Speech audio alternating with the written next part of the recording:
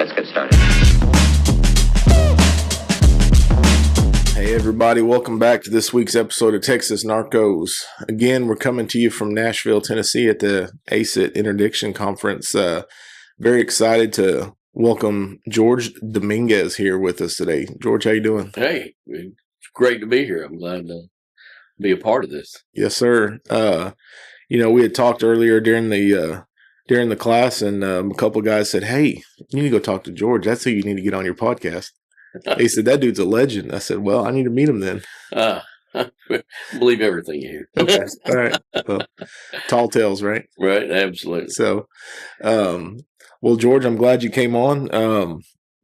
Excited to hear what you have to say. So, before we jump off in the storytelling, why don't you tell us a little bit about yourself? Where are you from? How long have you been doing the interdiction stuff? And so I'm from Mississippi. Okay. Got into law enforcement in the late 90s. Okay. And so, as a young officer, finding small amounts of dope always led to wanting to find bigger. Yeah. And somebody showed me one day there was this, you could find these big loads of dope on interstates and money.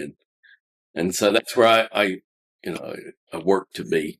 Like I always wanted to be there. That was, to me, the end goal for me. Yeah. I did some time in narcotics and did quite a bit of undercover work and then ended up finally got a chance to work a small highway. I found my first pound, and that was it was it from there. Yeah. So, moved over and finally got a job on a major interstate. And, then really just, worked at learning what interdiction really was. Did a bunch of training, a lot of networking. Yeah. Really helps, went and rode with people that knew what they were doing. Yeah. And took bits and pieces of what they were doing and kind of formed my own way of doing things. And so, really had a blessed career in interdiction. There's a lot of highs and lows, but you're looking for what doesn't fit, right? And so sometimes things that don't fit to some people, it looks normal to some people. You question and you go, wait a minute, why is that doesn't make any sense? Why is that here? And so kind of like the what doesn't, like the kind of like the where's they used to have those magazines, those highlight magazines, that's and on the back of them 100%. they have a picture, and this is what doesn't belong, that's wrong. I've used that analogy several times. A lot of people that get into, I really thought at one point that anybody could do interdiction. Yeah. But in a group, it works better because not everybody has the same skill sets. And so some of it does not have anything to do with the what the person's learned or has been trained. It's the way their brain works. Yeah. And so, some people don't have the ability to pick out what's wrong with a car, what's different than everything else.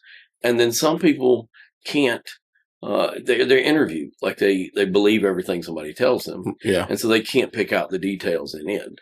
And then the other part of it is being able to search a vehicle and know what's right and what's wrong, and that is a part that some people, their brain just doesn't work that way. And so, I have a friend that is a great interviewer. He can pick out a car, but he can barely find it in the trunk, and he'll tell you, and so, a fabulous interviewer. In fact, one of our other friends one time said, "Look, I'm just going to move down there with you, and I'm just going to search cars that you pick out." So, really, so putting all those together, is a great, it's fun, and it's I guess it's going and beating them at the whole game. Yeah. So, not only did you pick it out, did you figured it out in the interview, but in the end, whatever compartment was built or whatever the hide is being able to find it at the end, and you've successfully broke that whole thing down. Yeah, that makes sense. Yeah, talking to a lot of the interdiction guys, the especially the guys that have been doing this a long time, instructing and stuff. That's one of the things that they've talked about. It's kind of been a common theme is take a little bit from this person, take a little bit from this person, and kind of put together your own toolbox, if you will. There's not just one way to do it. There's a bunch of ways. Try to figure out what works good with you. Well, there are a bunch of methods, and I travel all over the world and see how people do interdiction all over the United States specifically, and it's different the way they do it. They may do it in California one way, and then from what we do in Mississippi. Right. So it may not work. What they do may not work just because of the terrain. Yeah. But it works fabulous for them out there. Yeah. And so that's been one good thing, is being able to see the way interdiction is done in general across the United States. Yeah. So, so when you first got into interdiction, you said you'd work some like undercover stuff first, and then you got into interdiction. What type of training did you start out with? I mean, what was available back then? I mean, in today's day and age, there's tons of training available out there. Was there as much available back then, or did you just kind of had to pick it up as you go, talk to the guys that have been doing it a while, or kind of how'd that work? There was not as many training organizations and stuff there used to be, the block report used to come out. And when it came out, it was sent out and it was faxed to the departments. Well, every so often the block report would show, there's a training coming up here or there. And so, you'd get one of those, and then you'd have to try to get your agency to send you. Yeah. Especially if you found one that was free. Yeah. And so, started going to those a little bit and looking and shaking my head, going, oh, I missed that. Yeah. Oh, I've seen that before. Oh my gosh. Yeah. And so those lessons, those hard lessons are the ones you always remember. Yeah. You'll never miss that again. Yeah.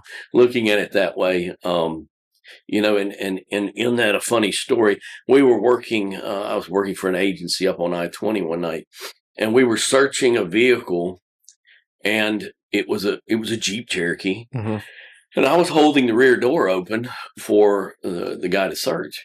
And I'm holding it, and then I go to a class a few months later, and they show this compartment in the rear door of a Jeep Cherokee. Well, it dawns on me at that point that the Jeep Cherokee was newer. And it wasn't that the pistons were wore out. It was that the back door was too heavy. And I'm sitting there holding it over my head. And look, it's one of those ones you want to go back and do again. Yeah. And that one haunts me to this day, and that was in the early 2000s. You thought about it after the fact? Oh, I did. In fact, when I saw it on the screen, I was like, oh my gosh. And so, hey, it's all a part of learning, and sometimes losing is the best way to learn. Yeah. Yeah. That's, that's true. I was in a situation the other day, and we're doing a briefing about, I don't remember what it was, and there was some newer guys, and there was a question I was going to ask in the briefing and try to make a point to make sure that this particular thing happened. And I said, no, I'm not going to bring it up. It wasn't nothing that was going to hurt anybody or make a difference in the case. I said, no, I'm just going to let it play out. And sure enough, at the end of it, when it was all over, that was an issue that came up. And, I told the person I was with, I was like, I was going to bring that up, but I figured, hey, let them make the mistake. And then this, because people don't, in my opinion, or my experience, people don't learn as good if you tell them something. You can tell somebody something till they're blue in the face, but until they experience it and they understand the why, that sticks a little bit better. No, absolutely it does. So, yeah, you experience it, you figure it out. Yeah. You're like, okay, yeah, I won't do that again. Yeah. Yeah, definitely.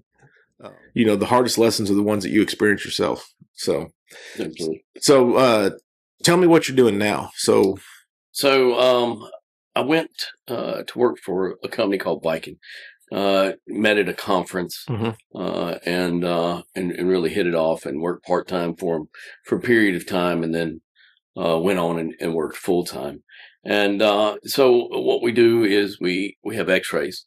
So in the security side of things, VIKEN does handheld X-rays.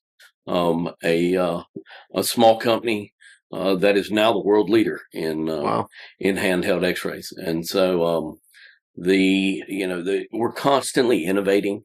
I think what makes VIKEN really what they are, and we listen to what officers' input is. And so, and that changes are made based on that. So, we're changing models from time to time, making them better, making them more powerful. And so, we have the strongest and really the best X-ray out there. Yeah.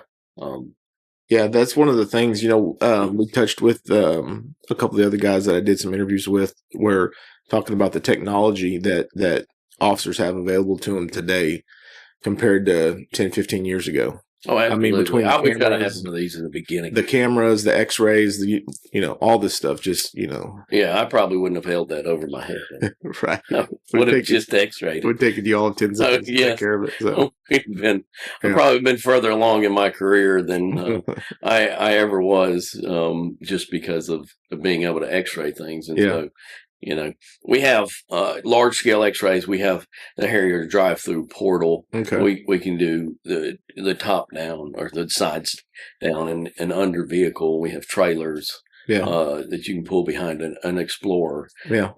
And that do both transmission and backscatter. And so we've really come a long way from the first handheld we had back, probably 8 years ago. Okay.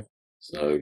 And your big machines, those are at like the point of entries and stuff? Yes. Okay. So we have some at the border and some that should be installed before too long. Well, hopefully in the next administration, we'll have an increase of that kind of stuff. That'd be great. That would really, really be great. I was talking to somebody. It was in one of the classes I went to, talking to the instructor afterwards, and he mentioned that there really needs to be an increase in hitting the cartels on the money side. He said, because you can hit all the dope you want to, and it's not going to affect them, but you start hitting the money. And so trying to get, I would expect, hopefully there is a lot more increased enforcement on the southbound side. Yes. Hitting the stuff. And the guy that was talking, he said, that stuff comes in all day, every day, going into Mexico, and nobody stops it. Right. Like big stuff, like in tractor trailers, that kind of stuff. A lot of that's moved that way. I think the other thing they need to crack down on is the electronic movement of money. Yeah, has become a really large thing also. And I think they get, there's a lot of that going on that really needs to be interdicted. Yeah, along the way too. Yeah. So and that shouldn't be too hard. I mean, we've got the brightest minds hopefully in the world, and there's lots of people with lots of technology experience. That should be, that shouldn't be too hard to do. Hopefully, you don't have cops out there trying to, hit the dope on the highways when there's probably more of it that's being moved electronically than there ever was before, so. There's a lot of it moving that way. Yeah. So let's go back a little bit. So when you first got into interdiction, were you on a full-time team? Was it like a full-time position? Or was the full-time team. Okay. Yeah. I came from one department to another. Yeah. They gave me a job. They said, "Hey, look, we've tried a couple others and you're just going to give it one more try." Yeah. And so it was kind of a sink or swim. And, at the time nobody at my department had any more knowledge than I had. And I didn't have all that much. And so, I just got out there and pecked at it. And, I had another interdictor who I rode with some, and he'd hit many loads, and he'd hit some good loads and some good compartments. And so, I said, I really would like to hit a big load of money. And he said, "Well, you're going to have to work that side of the road." Yeah. And so he's like, "Go over there and sit," because in my mind, it was harder to do. And so I was in the beginning of my career just trying to show that I could do it. And so he said, go over there and sit right now, go. Yeah. So in the middle of the night, I pulled up and I was sitting there and this car came by and it was doing the drive. And I saw some things that I liked about it. And so I pull out and I end up getting a violation on the vehicle and stopping it. And sure enough, it had a dash compartment, and it was one of the classes I had been to. It was just like they said it was going to be. And it was my first compartment, and it was my first money load. Yeah. And I don't think I slept for 3 days. I was on the interstate because I set my own schedule. Yeah. So I just didn't go home. Yeah, you got hooked. And I was. And from that time on, and I tell you, the experience is just like this. When you've put in all that work and you've seen everything build up to where it's at, when you find a compartment, it's that feeling you felt just as a kid at Christmas. Right. Just before you open that present, you didn't know if it was what you wanted, the toy you wanted, or if it was a sweater, you know, something. And so that moment you open it, you know, like it's an adrenaline rush, you know. Yeah. And so and it's a good, you know, it's good for you know, the country and things, what you're doing. So it's good for your department. It's good for you. It's, you know, right. I've talked to a lot of guys that are hunters, right? They like to hunt deer and elk and, you know, whatever. And they're interdiction guys, and they kind of equate the two. It's like you get the same thrill from 100%. Getting out there and stalking a deer, you know, or whatever it is, as you do out there on the highway, because you got to look for, you know, all the same kind of stuff, right? Like if you're a good hunter, you'll probably be a good interdictor because you're patient. You're looking out for little things, that kind of stuff. So, so that was your first money load. You'd been there, what, like? At that point in time, I had been at the department probably 3 months at that point, at that department in the beginning, and had been there 3 months. And so I was extremely excited. It was kind of a back funny story in it. So I call, of course, everybody, you know, the captains and everybody at the department. Hey, you know, I got some money here and I've hit a load. And so 2 of the captains came to me and they said, we're extremely proud of you. And I said, well, thank you. I appreciate that. And they said, no, you don't understand. We are extremely proud of you. And I'm like, oh, no, I understand. I appreciate it.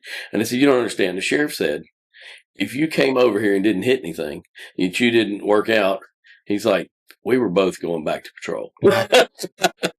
That's awesome. I said, I'm glad y'all didn't tell me that in the beginning. Yeah, no pressure. There's a lot of pressure there. Yeah. So. And this is a different department than the one you were talking about earlier at dinner, where you get there and you hit that load of money. Yes. So I moved north about 60 miles, kind of back where I was from. So I grew up in that area. Yeah. And so went to work there. And so the first night we were out, came out at 5 p.m. Working. I like working nights. Yeah. And so at about 1 a.m. I stop a vehicle that ends up having a compartment that was pretty deep concealment, that we had to take it off road and put it on the lift and got it was a over $100,000 seizure. And so, it was great. It was definitely, it takes the monkey off your back when you start somewhere new. Yeah. They say, well, you've heard what you've done, but you haven't done anything here. So, it was really a great feeling, and it started. We had a really great time at that department. And, we did a lot of things, and because it's a group effort. It's always in the end. So it's never just it's never just one guy. It takes a whole team. I mean, it really does. Yeah. It really does, and you especially if you got it really works well when you've got people that. They're good at what they do. Yeah. No matter what part of the cycle it is, and so you got to have that, and the professionalism of it. Yeah. Some really great interdictors in there. Yeah, that was. I think it was an episode I was doing with Mike Temez, and he was talking about. He said the same thing. He said it's not a me. It's us. It wasn't me that made this happen. It was all of us. It's it's always a team effort. Right. So yeah, absolutely it is. And you got to show people along the way. Like you got to show. I would have deputies come to me and they would say, "Hey, can you show me how you found that?" And I'd show them because, like, the thing is, you've got to pass knowledge on as you go. If you don't share the knowledge you have, then it dies with you. Yeah. And so what have you done, Yeah. And so a lot of interdictors spend, well, in any job in law enforcement, you spend the first part of that learning what you're supposed to be doing. Yeah. You spend the middle part of it perfecting it. And you spend the back end of it teaching those that that are coming next, so that you can pass on the knowledge that you have, and so that it doesn't die with you. And so it's great to be able to do that. A lot of times we do it in commercial motor vehicle. I do it with Diamondback in commercial motor vehicle interdiction. Yeah. I help Ray with that, and there's several instructors that come, and it's people that have been doing this for a long time. Yes. Yeah, that was. I think we talked about this earlier at the class on one of the breaks. Is kind of what prompted me to want to start this podcast was there was a couple of guys early on in my career as a detective that I would come in the office in the mornings. I was the new guy, and I'd go by their desk and I'd sit there for 10, 15 minutes, and they just told these great stories. They'd been cops forever, and they would just tell these stories, and I would just sit there like, man, this is really cool. Like, these are the stories that I wish I could pass on to other people. And both those guys have, they both passed away already, and those stories are gone, Right. And I said, I want to start a platform and have a place where I can travel around and I can talk to people and I can get these stories, on the record, so that they'll live, they'll outlive them. They'll outlive everybody. You know what I'm saying? So they'll be, they'll always be here. Kind of like passing on the how do I word it? The stories of our trade, right. Like our trade craft and our I don't know. So that's kind of the reason I started this in the beginning, was to do that. So, to hear you say that, that's pretty cool too. So what, talking about commercial vehicles, what's, you want to talk a little bit about that? I mean, I think I've noticed a trend recently, in the last year or so, that there's a lot more stuff being run through commercial vehicles than there are to the passenger vehicles. Is that kind of a trend that you've seen too? Oh, absolutely. And the thing is, a lot of times trucks are intimidating for a lot of officers. They're big. They don't know where to start. They don't know where to end. They may not understand about the load that's on the vehicle. Yeah. And so, a lot of them won't even, they don't, they're like, I don't mess with trucks because I don't know anything about them. Yeah. And so a lot of them get by in that just for that reason, is because a lot of people just don't want to deal with them. And so, there's a lot of things that are moved that way. And a lot of them are not touched. They run freely. Yeah. So, there are some, people finding stuff. It's just sitting in the truck. Yeah. Like, it's not concealed. Right. Not, Yeah. It can be kind of,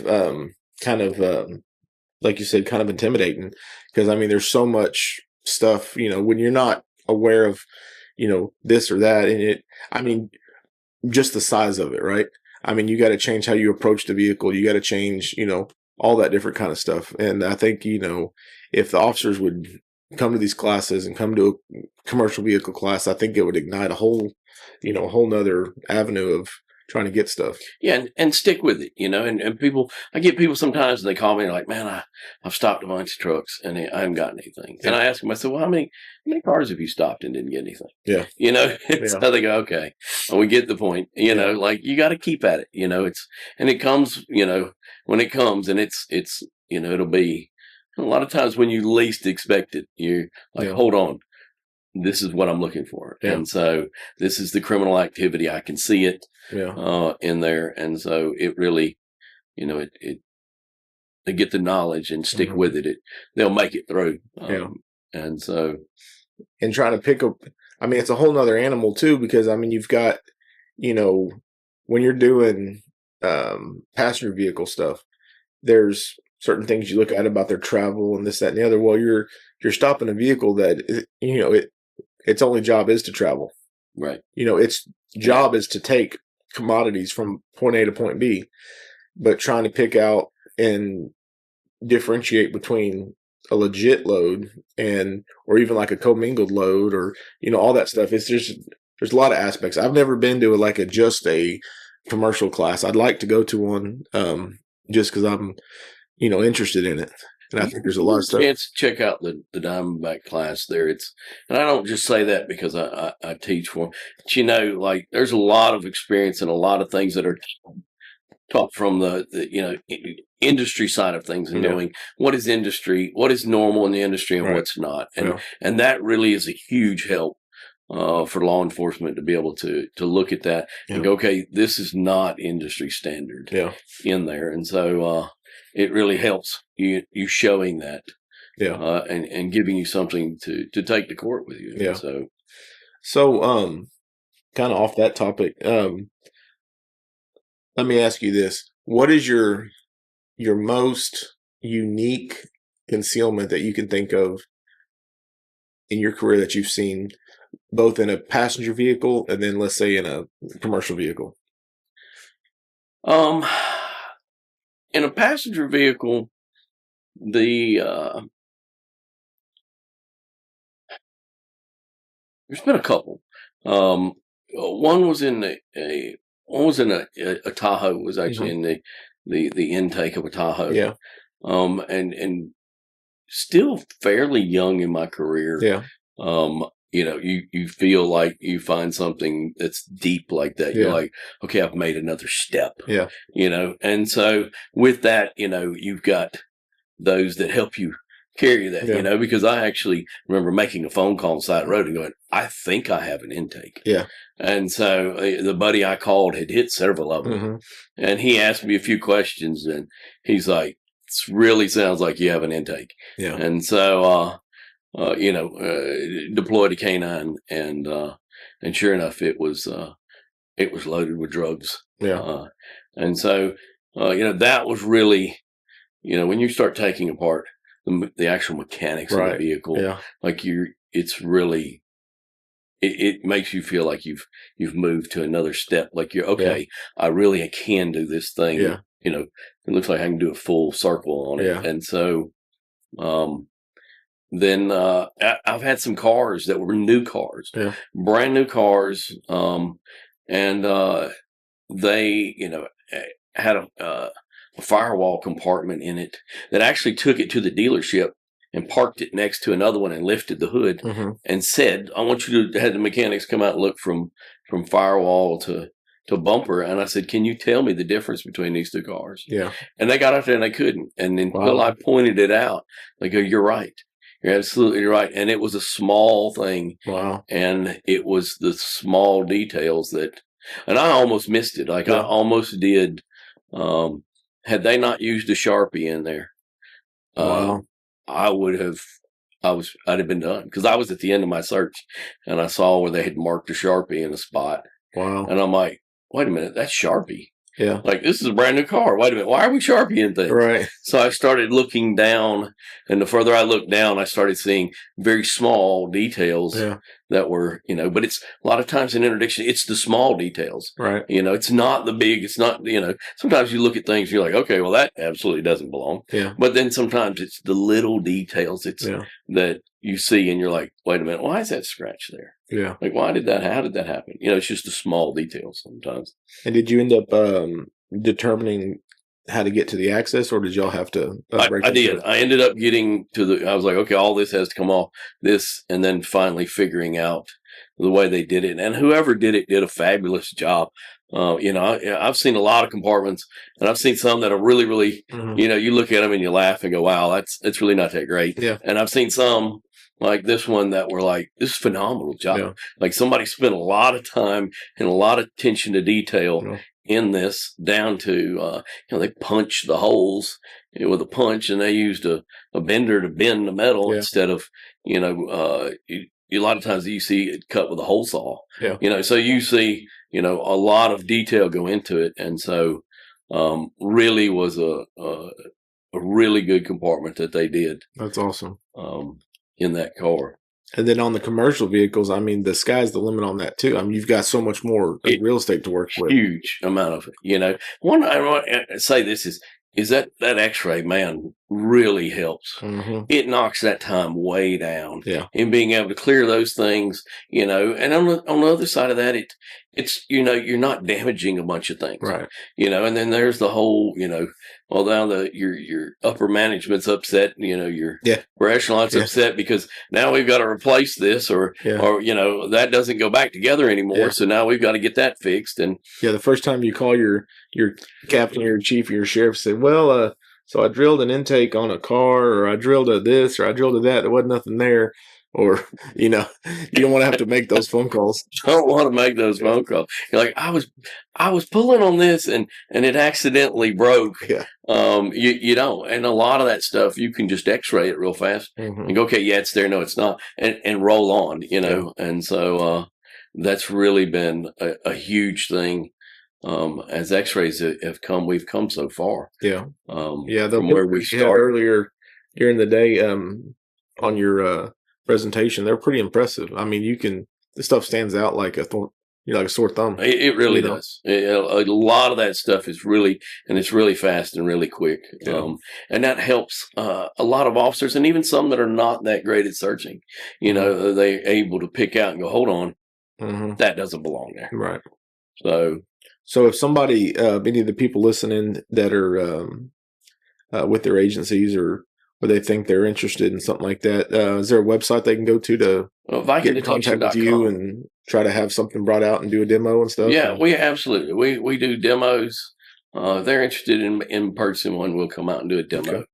Okay. There's a lot of law enforcement in VIKEN, and so we can come out and do a demo. Okay. And help those officers get to where they want to be. I'll put a link to that in the video description.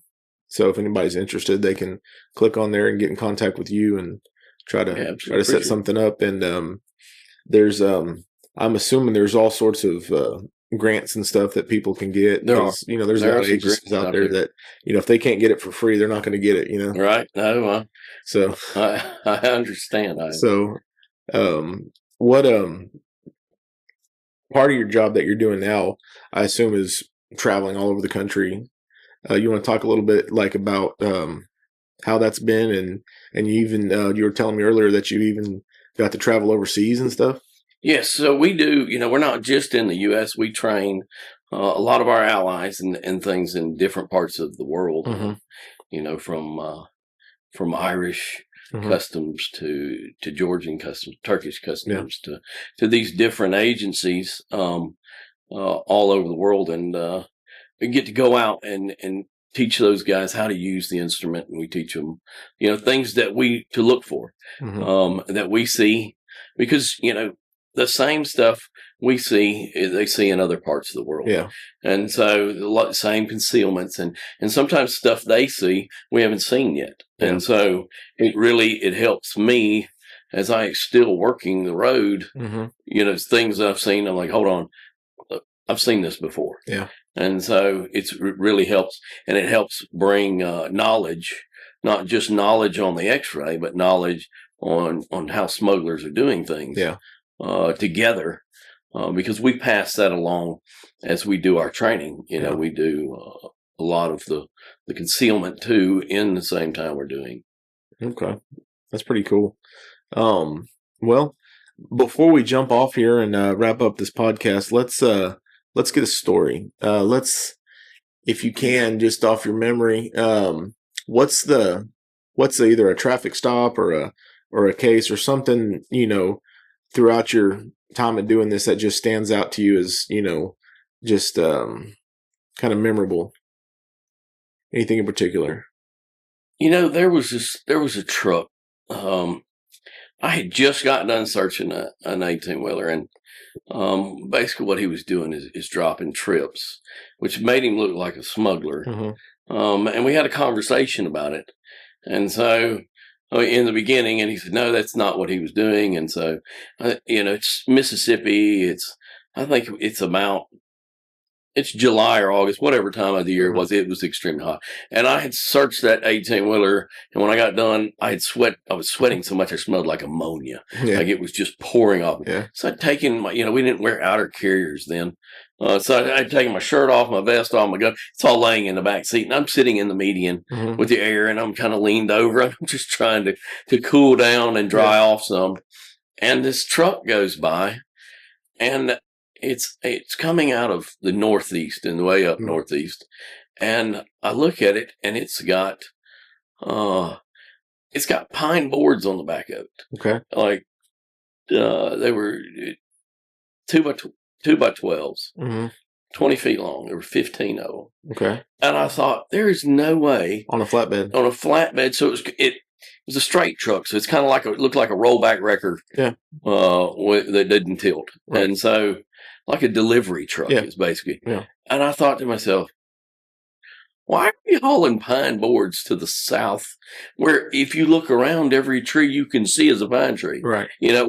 We ship pine out of Mississippi and Alabama. Yeah. And I thought, okay, that makes no sense at all. Right. And so I finally get going, and I catch up to this guy, and he's actually up behind another vehicle, and so I end up getting a probable cause to stop, make a traffic stop on the guy, and so a traffic violation, and so stop him, and I get up there, and I'm talking to him. And he knows zero about the industry. Like he's the owner, he's the operator, but he has not a clue what he's doing. And so, but did you get dressed before you got out of the car? So when the car came to, you can actually see on the video, the car stops. You hear my driver's door open, but I don't come up, and that's me throwing my stuff on real fast. That's funny. And walking up. The guy's looking at me. Why is he getting dressed? Well, I opened that front door, and then I opened the back door, and so I'm back there behind the two doors, throwing this stuff on real quick. And I get up there, and I explain to him why I stopped him, and very quickly he says that he had hauled these boards down to, he had hauled them to Tennessee, and they canceled. And so he was going on down to Texas to pick up some stuff, to pick up, some engines. And so I get, so he hands me what is basically a delivery carbon copy book that is not a bill of lading. Yeah. And so I'm looking at it, and the address, Google the address, and it's Macy's in Nashville. And I'm like, Macy's needed 15, 2x12s, 20 feet long. And so that doesn't make a whole lot of sense. Yeah. And so I just Googled real quick how much you could buy them at Lowe's at the time. They were at $18 and something cents. I'm like, why would we need to ship them out of New York? That makes absolutely zero sense. Yeah. And so, in fact, I'm walking back to my car to run some things, and I'm laughing because I'm like, this is really not happening. And so, I actually sent a picture to my partner, Ray, who was moving some stuff from over in the Carolinas, and he thought I'd photoshopped it. Yeah. He's like, yeah, it's Photoshop. There's no way that is here. And so, we searched the truck from one end to the other, and it's just, there's no money in it. And so I keep up with it.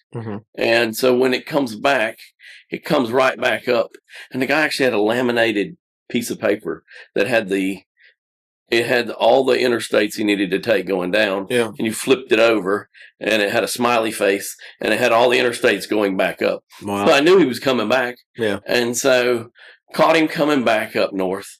Got another traffic violation on him, and he didn't have engines. He had these beams laying on the back. And so, I was like, oh, it's beams are going to be loaded. Well, sure enough, all the beams were loaded in the truck. Wow. And so, it was quite comical when, that's funny, having the conversation with him. Like, hey friend, how are you again? So yes. Yeah. And so, of course, I asked him where the engines were, and he's like, "Oh, they canceled the engines." And so you brought 5 beams that you could make in New York. So it was it was a lot of fun for a couple of days. And that's funny. And so, I mean, who ships 2x4s or 2x12s? Only 5 of them. 15 of them. But still 15 of them across the country. And you can buy them in any Lowe's or Home Depot. Things that make you go, huh? But it's the small things, know. And I actually had called somebody south of me and said, "Hey, I'm waiting on this truck." Mm-hmm. And he said, he's like, "Hey, if you would, don't stop it if you don't mind." And he said, No, man, go ahead. Yeah. And he came up there and he said, "Man, I'm going to be honest. I never even looked twice at that thing when it came by." And, it's just picking out the small details that don't make sense. Yeah. And so, but it was a lot of fun. It was a good stop. That's awesome, man. Hey, I appreciate you, giving me some of your time this evening and coming and talking with me. And, like I said before, I'll put a link to your information on the video description, and hopefully some people can come check out your stuff too. So, well, I appreciate you having me. I had a great time. Yes, really sir. Great. All right, everybody. Until next time, we'll see y'all down the road on Texas Narcos. Thank you for tuning into this episode of Texas Narcos Podcast. We hope you enjoyed it. Remember to hit that like button, subscribe to our channel, share our podcast with your friends and family. You can find Texas Narcos Podcast on YouTube, Spotify, Apple Podcasts, and iHeartRadio. Your continued support helps us to bring you stories like the one you just heard. Thank you, God bless, and we'll see you down the road on Texas Narcos.